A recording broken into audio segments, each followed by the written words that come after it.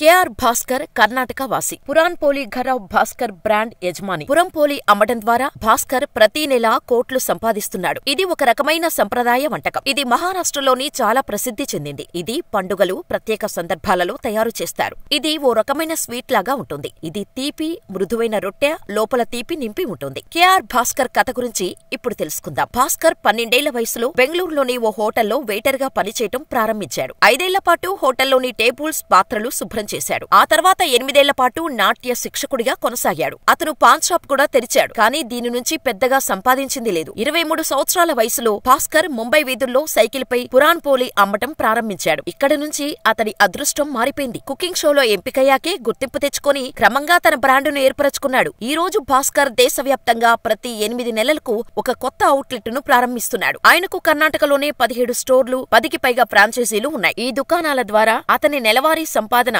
దాదాపు 18 కోట్ల రూపాయలు. అతని వ్యాపారం 3.6 కోట్ల నికర లాభం ఆర్జిస్తోంది. షార్క్ ట్యాంక్ ఇండియా సీజన్ 2లో కేఆర్ భాస్కర్ కష్టపడుతున్న రోజులను గుర్తు చేసుకున్నాడు. తాను బెంగళూరులోని ఓ హోటల్లో క్రితం వెయిటర్ గా పనిచేసేవాడని తెలిపాడు. కష్టపడి అంకితభావంతో విజయం సాధిస్తారని భాస్కర్ కథ చెబుతోంది.